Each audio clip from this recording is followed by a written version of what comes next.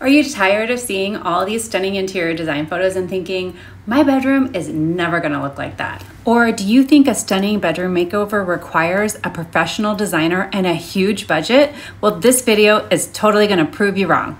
I'm Carrie, a designer with Penny Modern, and today I'm gonna show you the exact step-by-step process that I use to go from this boring, basic bedroom to this Studio Mcgee inspired retreat. I'll be giving you a blueprint of everything you need to turn your bedroom into your dreamy personal sanctuary, all on your own. We're gonna cover function and wish list, finding inspiration and creating a floor plan, a color palette and creating a mood board, and budgeting and shopping. Make sure you stay until the end to get all my money-saving tricks so you can stay on budget. Let's get to it. First, we'll talk about part one, which is all about function and your wish list. And this video today will help you figure out who's going to be using the room, what you're going to be doing with the room, and what do you wish that the room has that it currently doesn't. So the first step is really figuring out the purpose of the room. So you might be thinking, oh, a bedroom, duh, it's for sleeping.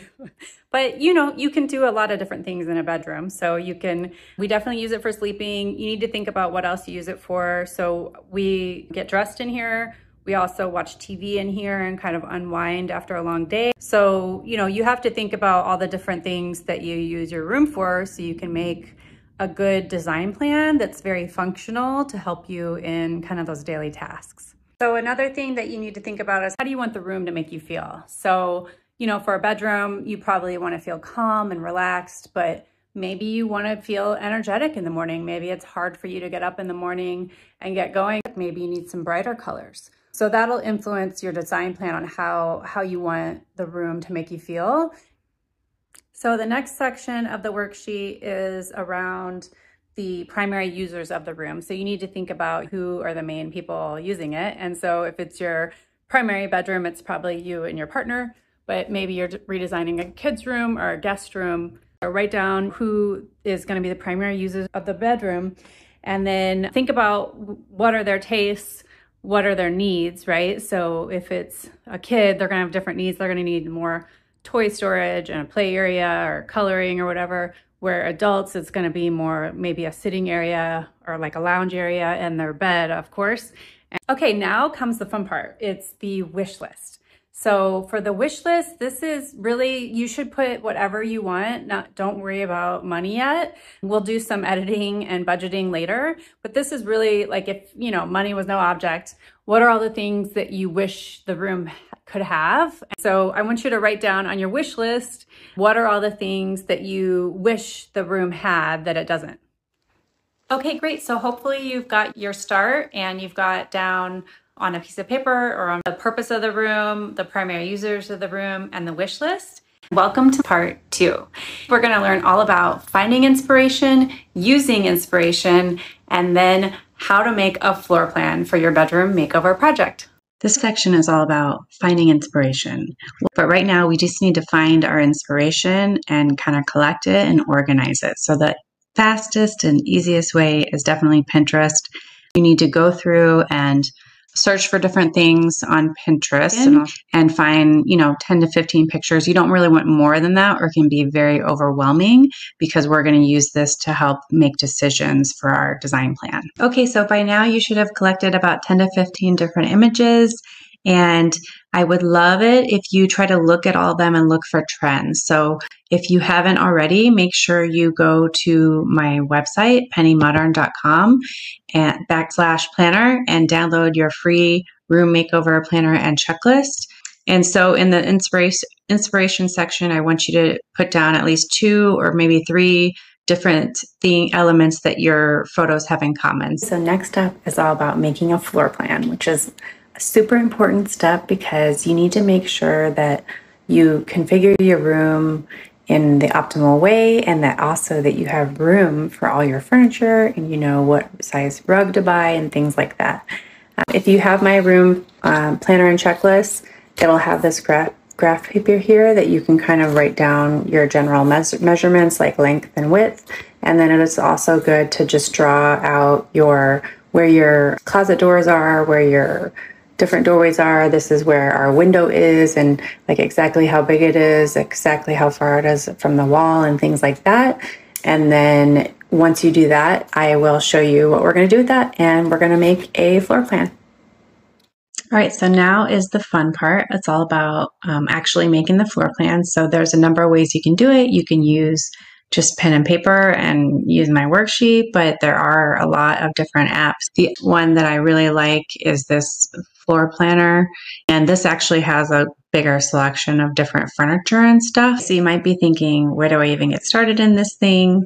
So I'm not going to share like a huge tutorial on how to use this application, but it's free and they have some different tutorials on here, but you basically want to take that drawing that you did and make the basic dimensions for your room. And also you can put in things like windows and closet doors and doorways and things like that. Once you do that and you have your basic room kind of mimicked on here, one of the easiest things to start with is really starting with a rug if you're going to do a rug.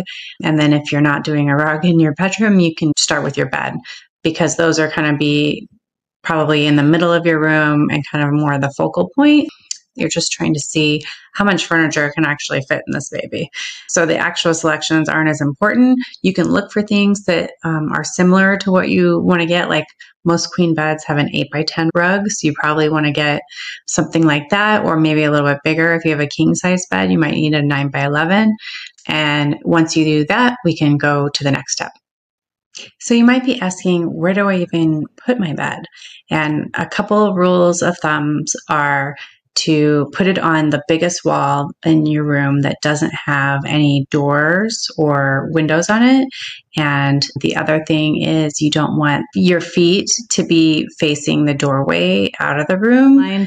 But what I used this floor plan for was to decide about my seating area and where to put it. So you can see I had just one chair down here in the corner, and I wanted to show you this floor plan I put together, because what's really cool about it, like I said, you can like drag things around and pick out all different kinds of stuff, and you can also see it in 3D. And so this is really cool, you know, as you orient your furniture around your bed and which is kind of your focal point, then you can kind of see how it all comes together. So go ahead and put together a floor plan with all the furniture you think you need to buy and see if it all fits. So the extra tip that I wanted to give you about designing a floor plan was all about symmetry. So this is a great way to incorporate symmetry into your design, which just makes it more pleasing to your eye. It makes it more pleasing to your brain when you have kind of equal things on each side. So a couple ways that I incorporated symmetry into this particular floor plan was like the two chairs around a single table. You could do something like that. The other thing is the nightstand on either side. Welcome to part 3. This part of the series is all about selecting your color palette, creating a design plan, and creating a mood board. So you might be thinking, why do I even need to do this? Why can't I just go start buying stuff, right? Well, the reason why these are important parts of the room makeover process is because it'll help you create a cohesive and very thoughtful look to your room. And in particular for the color palette and the mood board, it's a way to visually ensure that all the different elements that you want to get go together. And if you end up liking this video, I would love it if you give me a big thumbs up and give me a like, and that'll really help me out. So to get started, we're going to choose a color palette. And a really great way to do that is to look at other rooms in your house. So on the left here, you'll see this is a picture of my bathroom. That's actually part of the ensuite of our primary bedroom. And it's gray and white and black. And so I knew I wanted to echo some of those colors in my bedroom. And then this is a picture of my living room that's actually on our first floor, and the bedroom's up on the second floor. And it is gray, beige, black, and white. So those are ideas. You could use different colors from the rest of your house. The other thing you can do is actually select a whole house color palette. And I used this tutorial from the School of Decorating called 7 Steps to Create Your Whole House Color Palette, that's a really easy way to help you create one. And then I also use this Kelly Moore My Color Studio tool to actually select the colors and make them on this really nice paint chip here.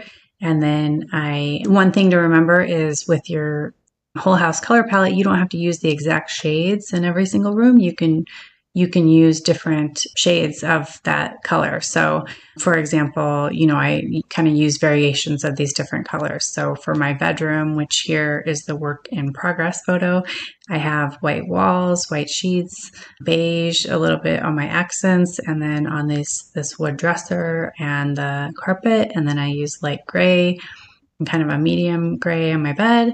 And then I have some black accents that you can't really see except for maybe on the rug. Okay, if you're really stuck and you're not 100% sure where to start on your color palette, I will give you two really easy ways. So one is go to your closet and look in your closet at you and your partner, whoever the room is for, and look at your different clothing and see what kind of colors that you tend to choose for your clothing. And so that's a good way to, you probably like those colors and you can include those in your color palette. The other way is we go back to our Pinterest board that we created earlier in this video series and look at the color palettes in some of your photos. So here's my 15 pins that I selected from my inspiration board. And you can see here lots of neutrals, lots of gray, a little bit of beige and that wood color, white walls, and then a few black accents here and there. So I want you to write down the color palette that you selected. Oh, and for bonus points, I would really love to hear what your color palette is for your room. And if you're team neutral or if you're team color, leave a comment below and let me know. Okay, so next up is to find your signature or lead piece. And this is kind of a inspiring piece that really helps you kind of set the tone for the room and make good selections to give you a cohesive design plan for your room. So it tends to be one of the more colorful items in the room. And so you should always pick that first. So it could be a rug, it could be an accent chair or a cute throw pillow. It might be a piece of fabric, or for your bedroom, it might be the bedding. And then the other thing you could also use is artwork. So maybe it's something that you love or something that's in your family, but it might be something you just find at, Ross or Home Goods or whatever. So for my lead piece, I knew I wanted kind of a vintage inspired rug that had kind of different patterns on it. And I used the Laloy 2 Hathaway rug, and I'll link to it down below. And that was my lead piece. So I want you to write down on your planner what your lead piece is. All right, so now is the fun part. We get to make our mood board. Yay! And this is going to be so great because you can use pretty much any program where it lets you take pictures and move them around. So I prefer just using PowerPoint. You can also use something called canva.com, and that is 100% free. So pick your technology and start building your mood board. And this was my first draft. And, just to know, you're probably going to have several different mood boards because you're going to have to make adjustments. So what you want to do, your goal here is to kind of pick things out and make sure that they all go together, right? And they're all in your color palette and they're in a similar style. So this was my first one. I was like, oh, maybe I'll use the IKEA Mom, the 3-drawer dressers and the bigger dresser and some sconces and things like that for my second draft. And this dresser and these nightstands, I think, were both from Home Depot. So they were a little bit more expensive, but really nice. And then, I just picked the sconces from Amazon. And, if you get stumped, so a good way to really go about doing all this is you go to your inspiration photos on Pinterest. So again, we always go back to our inspiration photos. So you really go back to these photos and try to replicate it, right, as much as you can. And that way you don't have to be an interior designer. You can just use these as your guide. So I wanted to show you guys my final draft that I ended up with for my mood board. And this was a really fun process, and I really like adding in almost every single element that I want to buy. I added in curtains, the lamps, pillows, throws, even art, what I wanted my art to look like. And I didn't end up going with all these exact things, but I have a pretty good, replica of this mood board going on so far. Today, we're going to cover budgeting, how to save money, and then how to create a shopping list. So you might be asking, why is this even an important part of the process, right? Why do I even need to watch this video? Well, I'll let you know by the end, you'll know how to create a budget that's realistic, and then you'll also know how to save and scrimp and find ways to make everything fit inside that budget. And then you'll also be creating a revised mood board, and then we'll create a shopping list of items that you can check off to help you create a beautiful bedroom design that you can actually afford. Okay, so the first step is really setting a budget. So you need to pick a number that is realistic for you and something that you're comfortable with, as well as if you have a significant other, they may also need to have some feedback on the number. But, I know it can be really hard, especially if you just bought a house and maybe you did some remodeling and it's like, how much do I really have to spend on furniture? So write in a number that you feel is reasonable. It's okay, you may have to change it later, but let's try to stick to that number. So this next section is all about, you got to look at your mood board and kind of start comparing it and adding things up to see what are all the items on your mood board costing, and then how does that compare versus your budget that you just set. All right, the next step is all about saving money, which I love to do, and it does take a little bit of creativity. So one of the easiest ways to save money is actually to use things that you already own, and maybe they're in your room now, or maybe they're in a different room. So what we decided to do was use this bed and bed frame from our guest room and put it in our primary bedroom. Another idea to save money is to downgrade the stores that you're shopping at. So you might have items on your list from maybe West Elm or from Pottery Barn or something like that. And maybe you could look at places like a Target or Walmart or IKEA, right? So what I did, I had chosen some items that were a little bit more, and so I decided I need to fit everything in my budget, so I'm gonna shop somewhere cheaper. So a few more ideas to help you save money is the other options are you can try to go used and you could ask family or friends. And then the other thing is Facebook Marketplace also has a lot of really good deals, especially when people are trying to move.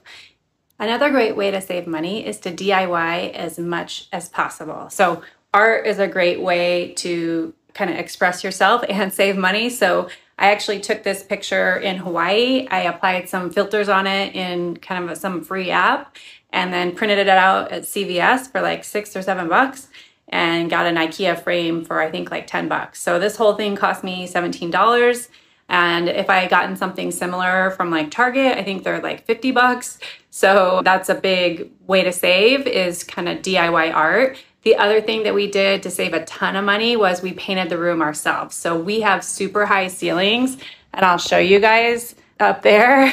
So we have like 16-foot ceilings, and it really was something that was kind of holding me back in terms of getting started on my project, and we decided to just go for it. My husband agreed to help me, and we borrowed a ladder from somebody, and we actually did all the painting in this room ourselves. And then you also could do things that I have done before, is painting lamps. So I had some floor lamps that were kind of a brushed nickel that I just spray painted black. And so that's another way to change up your look or update your look for existing items that you already have.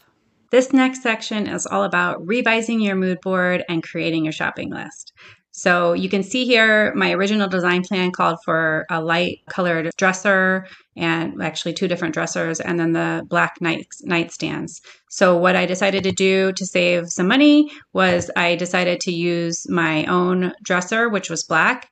And then I decided to kind of create a new design plan to incorporate that dresser into my look. So the way I incorporated the black dresser into the rest of the design was I added a black curtain rod and just some neutral curtains that I ended up getting from IKEA. I had a black picture frame above the bed, and then I selected a rug that had some very dark gray and black in it to help echo that color black throughout the room. And that really helped tie it all together and create a cohesive look. So that was more feasible for us. So you may have to do a few different iterations of your mood board to make everything kind of fit in your budget. But I want you to go ahead and do that and make sure you write down all the costs of the different items, and that's going to basically build your shopping list. And now I would love for you to go to your room makeover planner and checklist and write down all the items on your shopping list, where to get them. So put the store, the item name, and then the cost. And this is going to make shopping so much easier, and you can just check things off.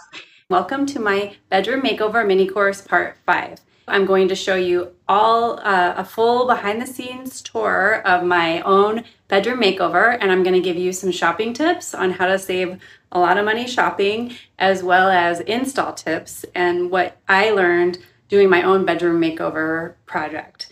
All right, so I'm going to take you on my full tour, so prepare yourselves. And this is kind of the nightstand / bed area, and I decided to make my bed the focal point, and we actually had this bed in our guest room, and we put it in here to save a little money. And so sometimes just swapping things from another room is a great way to make a beautiful new look for your room. And we added this beautiful painting that not a painting, it's a photograph that I took and I had blown up.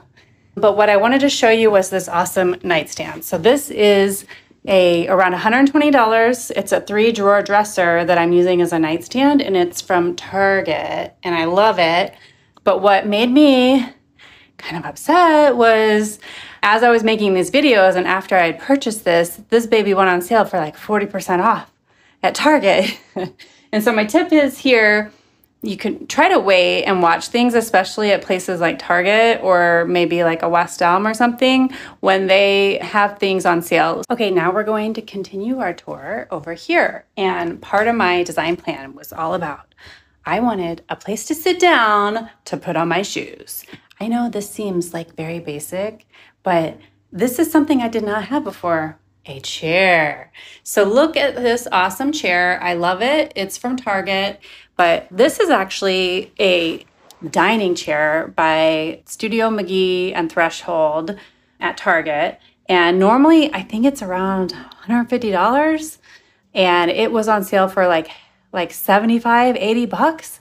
So I really love it because it has a little bit of a pattern, but it's still very, very neutral. And so it really helped balance, like this side of the room has my black dresser, and the rest of the room over here is kind of a very light colored. And so I really needed something that was light colored on this side to make it kind of go with the other side of my room, and balance out the black and everything. So I tried to put some more natural elements up here. I got my plant and I got my chair. And I love this chair because it can sit and put on my shoes. Okay, the other thing I wanted to show you was pillows and throws. There's so many options, right? And it's like, do I want to have different colors and pops of color and all this stuff? I knew I wanted something very neutral, and I was going to go kind of light because I wanted to really make the room very light and bright, but yet relaxing. And so what I decided to do was actually just match, and I had seen this in a few of my inspiration pics on Pinterest, of people doing, you matched your throw with your throw pillows. And I thought that was a really easy way for me, instead of like spending all this time trying to figure out which pillows go with which throw, just get them kind of all in the same color. The other thing you could do is, if you have a pattern on your pillows, one of those colors is something that you could pick for your throw. So they don't have to be the exact same color as these, but that's what I did to just kind of make it easy and look cohesive. So now I wanted to show you guys the curtains. So we actually got these from IKEA, and this is actually 2 different panels that we have on each side. So I got 4 panels, and I hung them really, really high up and pretty much almost at the ceiling and wide. And it really makes the window look bigger than it actually is. And it kind of makes your room look taller and bigger and more grand. The other thing that I wanted to tell you about was about lamps and lighting. So I learned this the hard way. So I bought a really cute round ceramic lamp from Target, and as soon as I got it at the store, I realized it's probably too small, but I took it home anyway, and I brought it here, and it was like gonna be like to here which it doesn't really fit with the scale. These dressers are actually pretty big for nightstand tables, and it would have been just like really kind of small looking and weird. So you need to get the right scale. So make sure when you're buying things, especially online, that you look at the actual dimensions of the item before you buy it, and kind of try to see, you know, with your ruler and stuff, if it's going to be tall enough or whatever. So that's a big tip for shopping. Make sure you check the specifications and the dimensions before you hit the buy button. My next tip is around rugs. So for the rug, you definitely want to make sure it's big enough for the bed. So this is a queen bed, and I got basically an 8x10-ish, slightly smaller than that, but around 8x10 rug. This is a Laloy rug Hathaway collection, and I love it. It's super thin, and I'll show you guys. It's very, very thin, which is perfect for laying over carpet. And I love how it has the pattern, and there's really, it is not as soft and fluffy. It's almost like a yoga mat or something, but I mean, it is soft. It's just not like fluffy and has a high pile, but I really love it for underneath the bed and then over the carpet because it lays really flat. But the advice here is make sure you measure out how big it's going to be to make sure it's going to work for the size of your space. And then you would lay the rug. So just my advice is just center it under the bed and you should be good to go.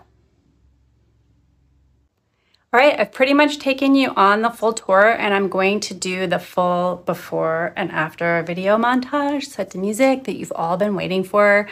I would love to hear what your favorite part about this bedroom makeover is in the comments below. And I'm also gonna link to most of the product sources and everything like that down below too. So see you in a second.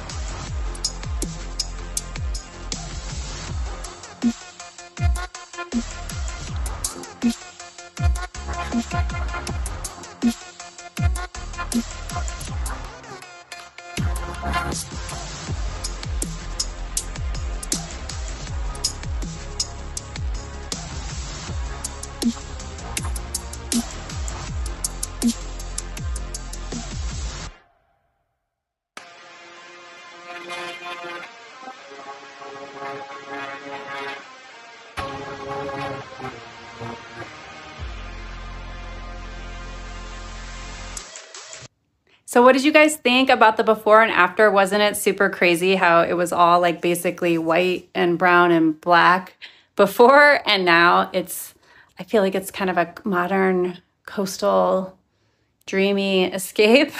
So I hope you found this video series helpful in doing your own bedroom makeover. Please give me a like if you like this video, because it'll help other people find this video and help them in their own makeover as well. Hit subscribe if you like my video and want to see more content like this to help make your home beautiful on a budget. Until next time.